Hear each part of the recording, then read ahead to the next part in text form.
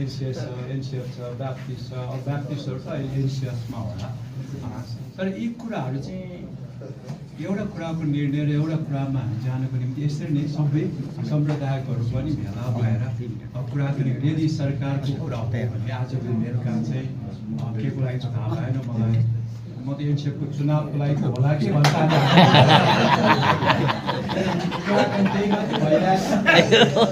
चुनावको लागि बोला होला भन्ने मलाई थाहा भएन।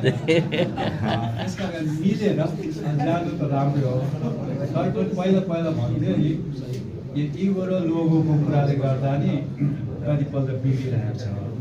त्यस कारण हामीले आफ्नो कुरालाई छोडेर सबै मिलेर जो गए पनि हुन्छ होइन, जसले प्रतिनिधि गरेको पनि हुन्छ, हाम्रै लागि त होइन भने त्यो एउटा सेक्रिफाइसको हृदय होइन, एकअर्कामा कमिटमेन्टको जसले गर्न सक्छ, बोल्न सक्छ, तरिका छ होइन, त्यो व्यक्तिहरूलाई हामीले प्रतिनिधिको रूपमा कहीँ पनि सांसद होस् कि मन्त्री होस् कि अथवा कागज पुर्याउने होस् कि त्यो हामी सबैको सहमतिमा बोल्न सक्ने, गर्न सक्ने, गरिराखेकाहरूलाई नै पठाउनु पायो भने चाहिँ राम्रो हुन्छ।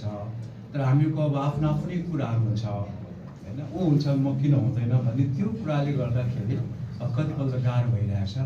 त्यस कारणले गर्दा एकले अर्कोलाई बाइबलमा त्यही भनेको छ, आदर गर्ने, इज्जत गर्ने, आफू पनि अरूलाई श्रेष्ठ ठान्ने, त्यो कुराहरू हामीले गरेर एकदमै जान्ने बुझ्नेहरू होइन जो पनि हुनुहुन्छ उहाँहरूलाई हामीले पठाउन सक्नु, गर्न सक्नु भने चाहिँ धेरै राम्रो हुन्छ। यदि यो अब संशोधनको कुरालाई विधान संशोधनको, संविधानको संशोधन कुरा हो भने त्यसरी हामी सरसल्लाह गरेर अब हाम्रो कुरा कतिको सुन्छ त थाहा छैन होइन, त्यति ठुल्ठुलो दलहरूको कुरा त सुनेको छैन, तराईको मधेसको अरू कति उफ्रेर पो त केही त भएन। तैपनि हाम्रो कर्तव्य हो, हामीले आशा गर्यो प्रार्थनासहित होइन, हामीले पुर्याइदिँदाखेरि प्रभुले काम गर्नुहुन्छ। त्यो कुरा चाहिँ हामीले गर्न पायो भने राम्रै हुन्छ। तर भए पनि नभए पनि हामी खुसी चाहिँ हुनु पर्यो, यो होस् हाम्रो प्रतिनिधि छ, हामीले पठाएका हौँ भन्ने चाहिँ हुन्छ। त्यस कारणले गर्दाखेरि यसरी नै सब अझ योभन्दा ठुलो भेटघाट पो हुनुपर्ने हो कि होइन, अझ अरू सम्प्रदायका सबै मिलेर एउटालाई हामी राखौँ न, छानौँ न, अनि एकजना व्यक्तिलाई हामी पठाइदिउँ, हामी सबैको भोइस हो भनेर हामी पठाउन सक्यौँ भने चाहिँ राम्रो हुन्छ जस्तो लाग्छ। धन्यवाद।